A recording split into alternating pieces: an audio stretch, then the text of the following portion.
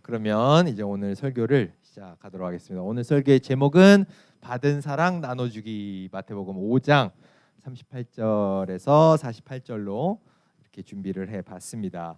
앞에서도 이야기했지만 오늘의 말씀의 맥락은 이제 율법의 새로운 기준을 예수님이 이제 우리에게 제시해 주는데, 그 중에서도 거짓 맹세하지 말라, 부당한 대우 받았을 때 이렇게 해라라고 하는 율법, 그 구약의 율법에 대해서 이건 이런 의미야, 이제 새로운 기준 이렇게 해야 돼라고 이제 예수님이 말씀해 주시는 내용이에요. 구약에 보면 부당한 대우를 받았을 때 어떻게 해야 되느냐라고 하는 거에 대한 지침이 이제 나와 있어요. 여러분들 가지고 있는 성경책 구약 성경에 보면 레위기 24장에 보면 이런 말씀이 있습니다. 사람이 만일 그의 이웃에게 상해를 입혔으면 그가 행한 대로 그에게 행할 것이니 상처에는 상처로, 눈에는 눈으로, 이에는 이로 갚을지라. 여러분들 굉장히 익숙하죠? 눈에는 눈, 이에는 이, 그죠? 이게 이제 구약의 율법에 담겨져 있어요. 이걸 조금 이제 유식한 말로 학자들이 그 뭐라고 얘기하냐면 동해보복법이라 그래요. 들어봤어요? 동해보복법. 좀 어렵죠? 동해. 그러니까 내가 뭔가를 당했으면 동해, 똑같은 손해로 보복해야 된다, 돌려줘야 된다는 거야. 저놈이 나의 팔을 부러뜨렸으면 나도 저놈이 어떻게 해야 돼요? 팔을 부러뜨려라, 똑같이 해라 라고 하는 거예요. 근데 얼핏 들으면 뭐 이게 그렇게 무섭냐, 너무 무식하네, 뭐 이런 느낌으로 받아들여질 수 있지만 그렇지 않아요. 이 당시에 이제 모세가 율법을 받았던 기원전 1300년경 이때로 거슬러서 그 당시에 이 동해보복법의 이런 원칙은 굉장히 발전된 형태의 그런 원칙이었어요. 왜냐하면 그 당시에는 법도 없고 질서가 없던 그런 시절이었어. 그래서 상대방이 나에게 팔을 부러뜨렸는데 그거를 보복하겠다고 그 사람을 죽이는 일이 비일비재한, 무질서가 판치는 그런 시대였다는 거야. 그러니까 법의 원칙으로 딱 정한 거예요. 팔을 부러뜨렸으면 그 사람의 팔만 부러뜨려야 되지 그 이상의 보복을 하면 안 돼라고 하는 것. 아주 합리적인, 그 당시로서 아주 합리적인 그런 법의 원칙이었다는 거예요. 그게 벌써 구약 성경에는 하나님께서 모세를 통해 이렇게 유대인들에게 율법을 주신 거예요. 이건 당시에 유대인뿐만 아니라 이러한 그 법의 원칙은 굉장히 발전된 형태였기 때문에 수백 년 후에 로마법은 뭐 세계 법의 근간이 됐잖아요. 그런 로마법에서도 이제 로마법의 근간이 된 12표법이라는 게 있는데 그 12표법도 이런 동해보복법, 눈에는 눈, 이에는 이다라고 하는 원칙에 의해서 만들어졌다라는 거예요. 그래서 유대인들은 이 율법을 굉장히 중요하게, 그죠? 유대인들은 이 율법을 이제 생명처럼 귀하게 여겼잖아요. 그래서 이것을 이렇게 지키면서 살았다는 거예요. 그런데 그런 유대인들에게 예수님이 딱 나타나셔가지고 말씀을 하시는데 너무나 충격적인 얘기를 하신 거예요. 이 동해보호법, 눈에는 눈이다, 이에는 이다. 야, 이거는 아주 세련된 형태의 그런 법의 원칙이야. 하나님 주신 원칙이니까 잘 지켜야 돼라고 믿고 살았던 사람들한테 예수님이 나타나셔서 너무나 충격적인 얘기를 하시는데, 그게 뭐냐면 오늘 우리 읽었던 그 본문 39절에 이런 말씀으로 대표되는 얘기죠. 만일 누가 네 오른쪽 뺨을 때리거든 다른 뺨도 돌려대라라는 거예요. 여러분, 동해보복법에 따르면 누가 나의 오른쪽 뺨을 딱 때렸으면은 어떻게 해야 돼요? 내가 어떻게 반응해야 돼? 상대방의 오른쪽 뺨, 딴 데 더 때려도 안 되고 덜 때려도 안 되고 정확하게 그 사람의 오른쪽 뺨을 때려서 돌려줘야 돼요. 그죠? 그게 동해보복법의 정신이야.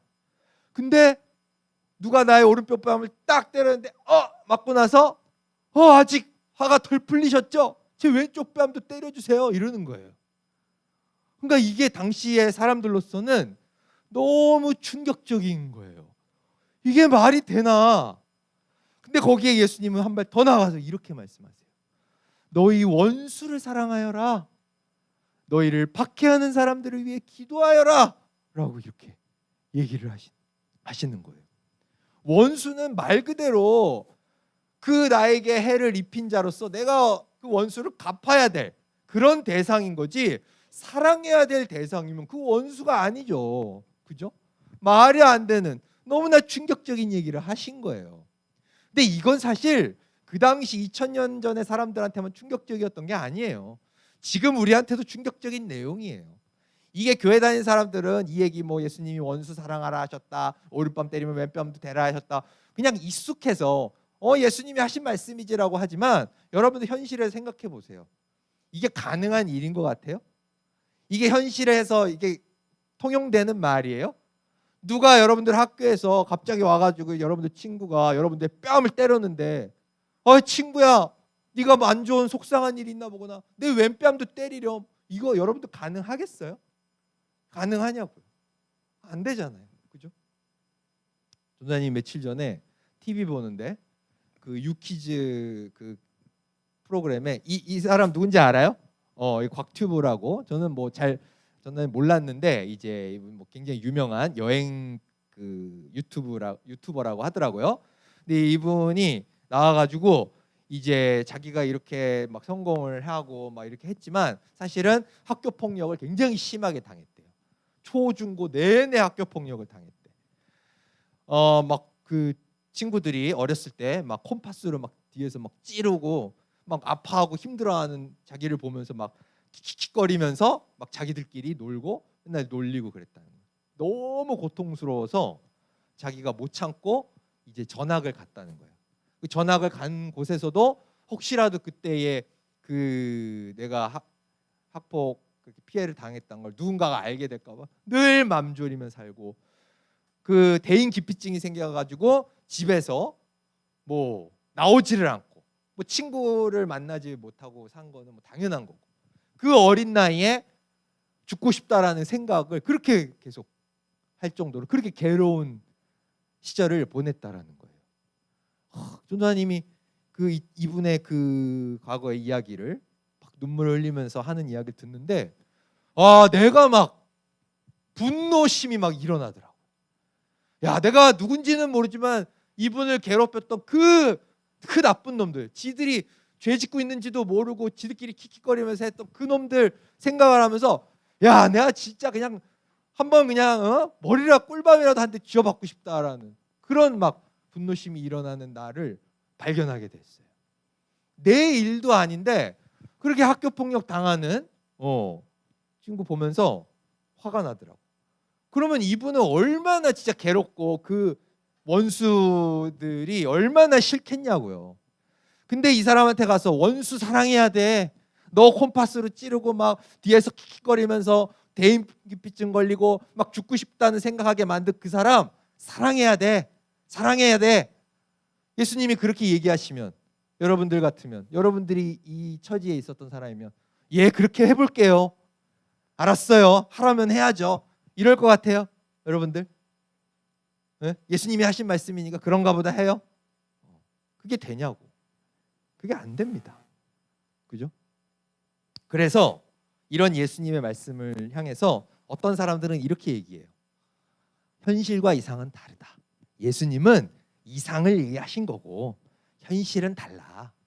현실은 좀 달라. 그게 어떻게 가능하겠어?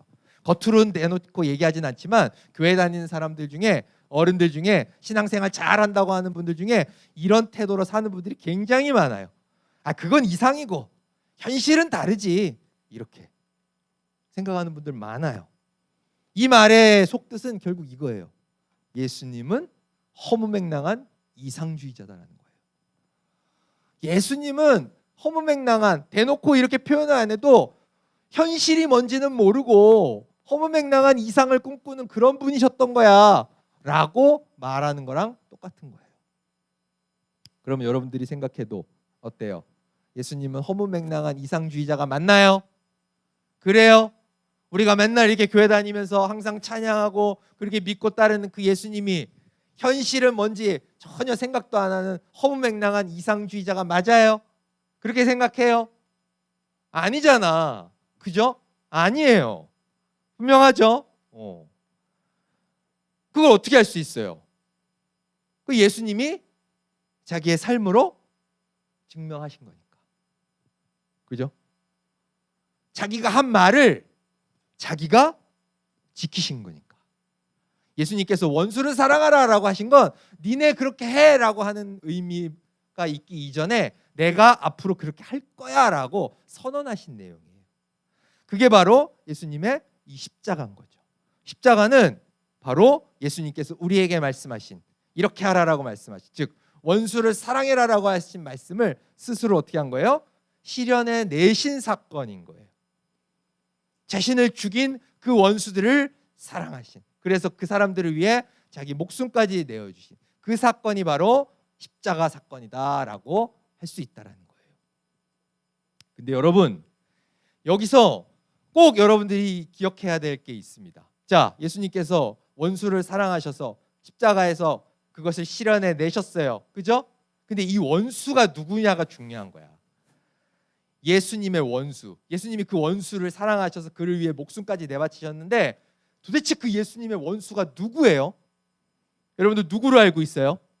예수님을 죽인 원수가 누구예요? 네? 여러분들 알고 있어요? 예수님을 십자가에 못 박은, 그럼에도 불구하고 예수님께서 사랑하신 그 원수가 누굽니까? 가룟 유다. 또 몰라요? 이걸 알아야 누구 때문에 죽으셨는지, 그 원수가 누군데 예수님이 돌아가셨는지 그걸 알아야 될 거 아니야. 자, 로마서에 이런 표현이 있습니다. 곧 우리가 원수 되었을 때 그의 아들의 죽으심으로 말미암아 하나님과 화목하게 되었은지, 이렇게 돼 있어. 자, 답이 나왔죠. 원수가 누구다? 누가 원수예요? 우리예요. 우리가 바로 예수님의 원수인 거예요. 이해돼요? 아니 갑자기 내가 왜요? 내가 뭐 원수 짓을 뭘 했다고요? 하나님께서 사람을 가장 선하고 하나님 형상 닮은 존재로 만들어 주셨어. 그리고 세상의 모든 걸 누릴 수 있는 존재로 만들어 주셨어. 근데 인간이 그런 하나님의 등에 칼을 꽂은 거야. 그래서 네가 내 주인 아니고 내가 내 인생의 주인이야. 내가 하고 싶은 대로 살 거야. 물질을 더 우상으로 삼을 거야. 이러면서 산 거예요. 다른 우상을 섬길 거야. 너 내 주인 아니야. 라고 등에 칼을 꽂고 배신한 거예요. 그런 죄인으로 하나님을 떠나버린 거예요. 예수님 입장에서는 그런 자기 아버지의 등에 칼을 꽂은 원수가 우린 거예요. 무슨 얘기인지 이해돼요? 근데 그런 예수님께서 어때요? 그 원수, 아버지를 죽인 원수, 아버지를 죽인 원수 내가 갚기 위해서 널 찾아왔다, 이게 아니라 그런 아버지와 네가 화해할 수 있도록, 그래서 네가 구원받을 수 있기 위해 내가 죽으러 왔다. 널 대신해서 내가 죽어서 그래서 아버지와 너희가 화해할 수 있게 해주겠다 라고, 그렇게 사랑을 실천하러, 원수를 사랑하는 그 말씀을 실천하러 이 땅에 오셨다라는 거예요. 우리는 하나님의 원수였는데 하나님이 우리를 그렇게 사랑하셔서 원수 사랑을 실천해 내신 거라는 겁니다. 여러분, 전도사님이 계속 반복적으로 얘기하지만 예수님이 그렇게 하셨으면 우리도 어떻게 해야 된다? 우리도 어떻게 해야 돼요? 그렇게 해야겠죠. 그죠? 예수님이 원수를 사랑하는 걸 실현하셨으니까 우리도 해야겠죠. 그죠? 근데 이제 설교를 마무리해야 되는 입장에서 여러분들에게 이 이야기를 마지막으로 하고 끝내고자 하는데, 이렇게 전도사님이 얘기를 하고 이제 설교를 끝내려고 하면 우리 친구들 중에 꼭 이렇게 생각하는 사람들이 있어요. 특히 우리나라 사람들은 노력, 자기 의지, 이거 굉장히 중시하거든요. 그래서 설교 이렇게 하고 나면 이렇게 생각해요. 그래? 원수 사랑? 예수님께서 원수 사랑 실천하셨으니까 그래, 나도 그거 따라 해야지. 그래서 어떻게? 오늘부터 노력해야겠다. 예수님도 하셨으니까 나도 해야지. 원수 사랑, 그래, 해봐야겠다. 학교 폭력을 자기에게 저지르는 그 친구들 때문에 나는 너무나 고통스러운데 거기에다 대고 사랑해야 돼. 미워하면 안 돼. 근데 왜 내 마음에 자꾸 미워함이 생기지? 왜 분노가 생기지? 왜 절망감이 생기지? 노력해야지. 정신 차려야지. 이렇게 받아들이는 사람이 많다라는 거예요. 그럼 과연 예수님이 그런 걸 원하셔서 우리에게 원수 사랑하라 하신 거예요? 네가 노력해봐. 왜 못해? 왜 의지가 약해? 원수 사랑까지 달려가 보라니까 이러신 거예요? 그게 아니에요. 여러분들 절대 그렇게 생각하면 안 됩니다. 우리 신앙, 우리 기독교 신앙은 네가 노력해서 저 단계까지 나아가봐 라고 하는 걸 강요하는 그런 종교가 아니에요. 그러면 어떻게 해야 되는 거냐? 어떻게 원수 사랑을 하는 것이냐? 그건 이거예요.